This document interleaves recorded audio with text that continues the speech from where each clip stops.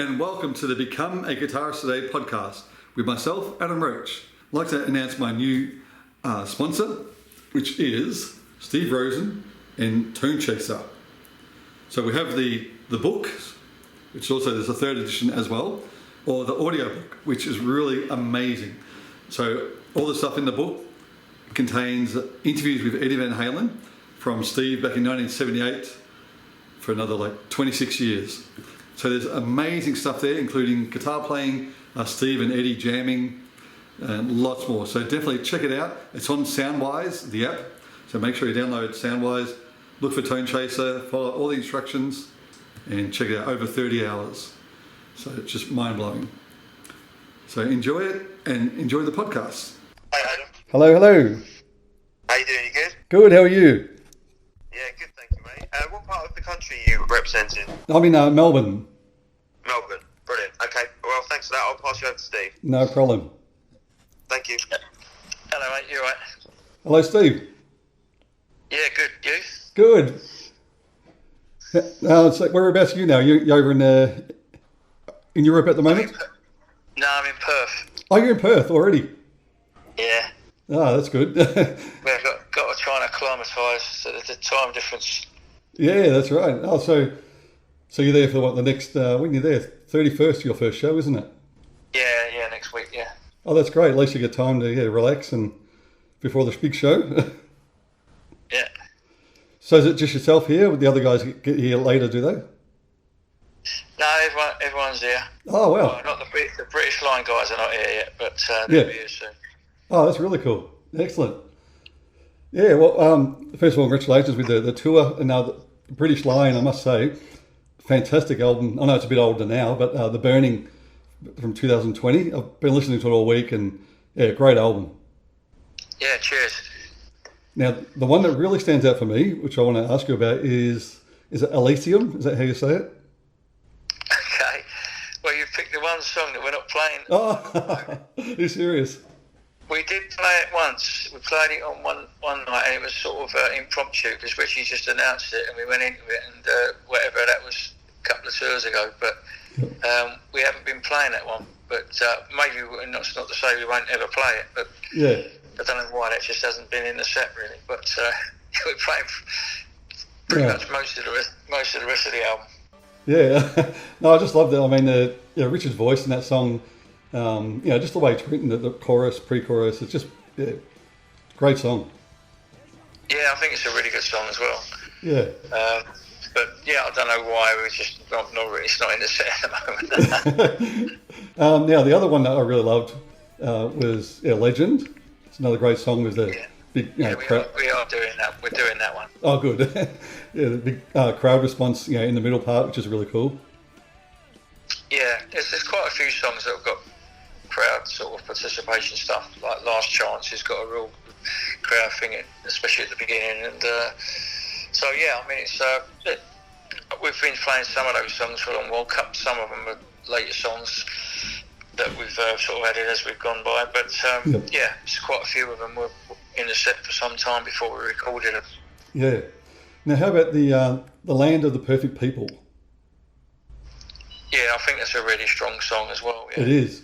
That's what I wrote down here, like the lyrically and just the song in itself. It's just a great song, and I think a lot of people can relate to it, I guess.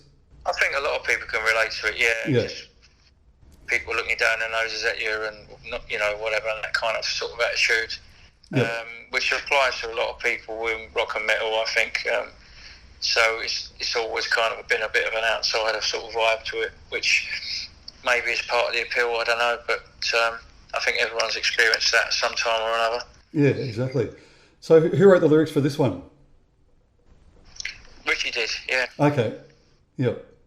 So pretty much this the whole album, was it, did you do most of the music and Richie did the melodies and the music?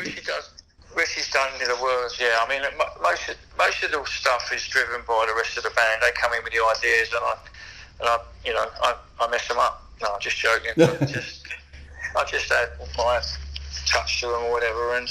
But most of the stuff's driven by them. It has to be really because otherwise, I suppose I'd have a bit of a dilemma if I brought in the idea first, because then I think, well, what band am I going to do it in? You know, I mean, I'm very prolific and I have loads and loads of ideas, but the ideas of the guys at British Lion, actually Ricky's very prolific too. So is David Hawkins. Graham not as much, but they're all really, really good writers. Yep. So the combination of all of us together and what we've ended up with is really, really strong songs, I think. Oh, for sure. I mean, like I said, the whole album is just great. And the thing I really like about it too is, like, I was listening to the album, and I went back and had to listen to some of your live stuff on YouTube, and yeah, it's great. It's like it's still exactly the same feel and vibe, and you guys just sound, you know, amazing. Yeah, I think that, well, it's a bit like Maiden in a way as well.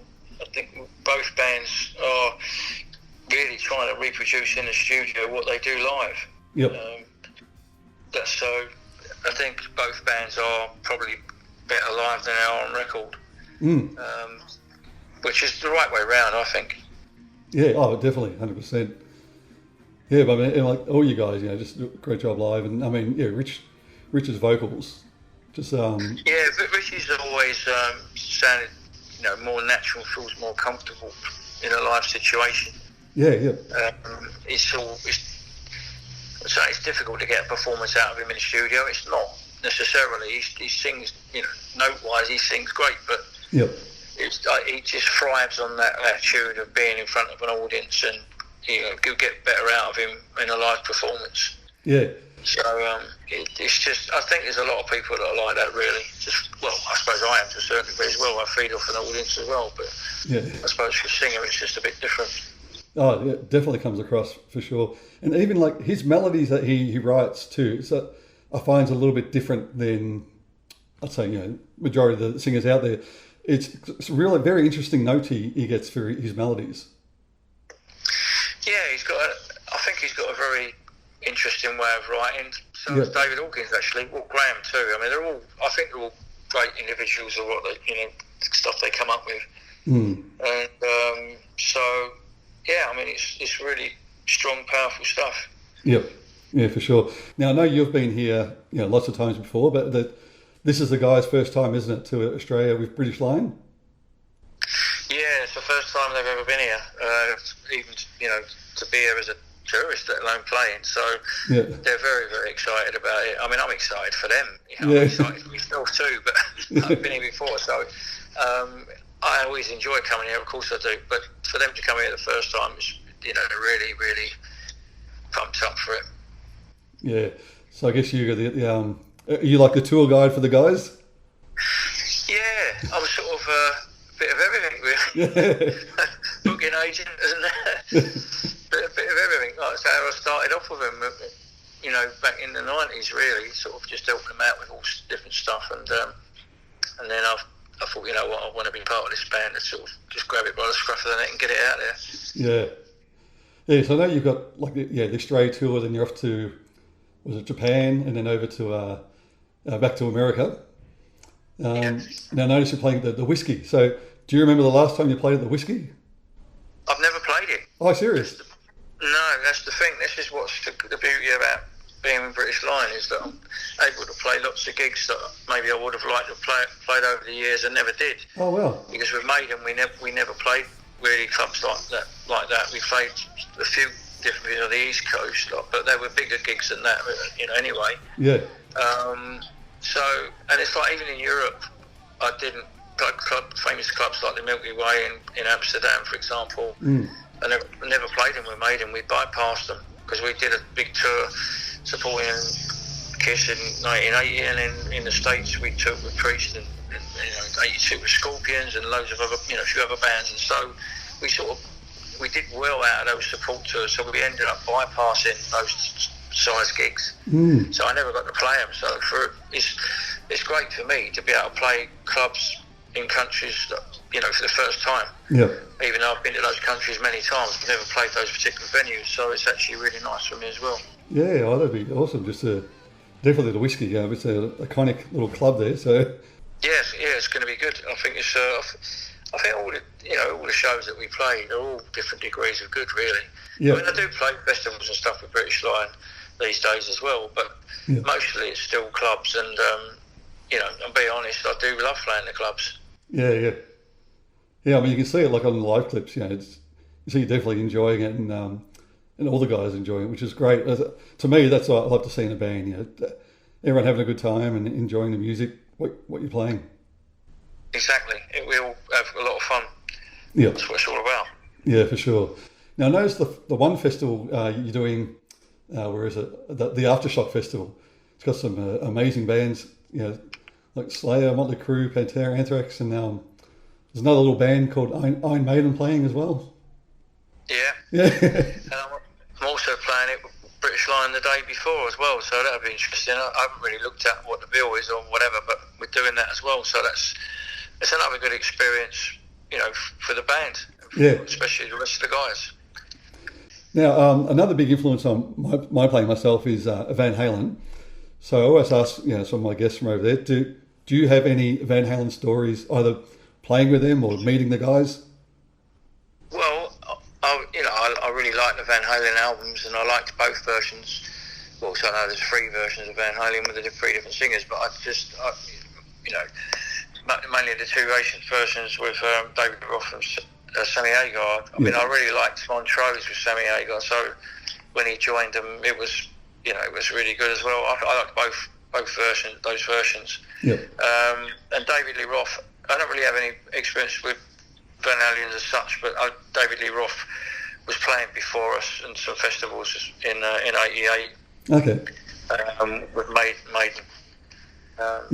So, and I met a couple of guys. I did some interviews, and I met Michael Anthony and Sammy Hagar when they were doing a different project. Oh yeah. On a European TV show, and they were really nice guys. Yeah. But apart from that, I hadn't really met the rest of them. Yep. Now, I do have a question from one of my friends in America, in Michigan. He said to ask you, what was the inspiration for the song Infinite Dreams? Well, I don't know. I suppose when I was younger, I used to have a lot of different type weird dreams and nightmares and all kinds of weird stuff, and it gave me a lot of material for songs. So I've quite often mentioned dreams in different songs. Yeah. So that's just basically that, really. Mm. Now, just going back to the tour, so I noticed all the dates that you guys are playing with British Lion are pretty much the night before the Maiden shows. Is that correct? Yeah, that's right, yeah. I just looked at the tour dates and thought, you know what, I can cram a few gigs in here. Yeah, why not? Exactly. Yeah, no, that's really good. I mean, like I said, I'm from Melbourne, so the place you're playing, the Croxton Band Room, it's a great little club. Yeah, I'm really looking forward to it. All the shows, all the club shows, I'm looking forward to all of, not just in Australia, but Japan and US. I mean, it's just going to be, really, it's going to be good. But especially being here because it's the first time in for the band. So, first time is always a little special, I think. Oh, for sure.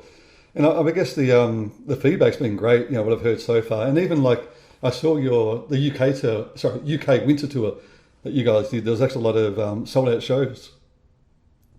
Oh, you was there? Oh no, I just saw it online. Sorry. Oh, online. Oh, okay. Yeah. Well, we did have it. Actually, we did have a few Aussies come over. Oh, really? For those shows. Yeah. So I mean, it's amazing. Yeah. We've had a few people travel from all different countries to come and see us, and it's incredible, really. Yeah, for sure. So, so after these tours, is there any plan to think of another album with British Lion? Yeah, we've got a couple of new songs in the set, and what we just like, because with the second album, we played quite a lot of that, live first before we recorded it. So that's what we're going to try and do, is just incorporate new songs as we go. Okay. And so I mean, it probably is a way off yet because we've only got 2 new songs in the set at the moment. But there's lots of ideas flying about. So now, actually, I just want to make a bit more of a statement. I can for you, Steve. Like my brother and I, we grew up with the Iron Maiden and Metallica things, growing up jamming and everything. So I just want to thank you for the music that you've written and giving everyone, the inspiration they have to go on and do music as a career. Yeah, cheers, mate. Appreciate that. thank you again for your time, and I definitely look forward to seeing you in Melbourne in a couple of weeks' time. Cheers, mate. All the best. No worries. Thanks Steve. Adam. Thanks, Dan. Brilliant. No Cheers, worries. mate. Take care. See you later. Cheers. Bye-bye. Cheers.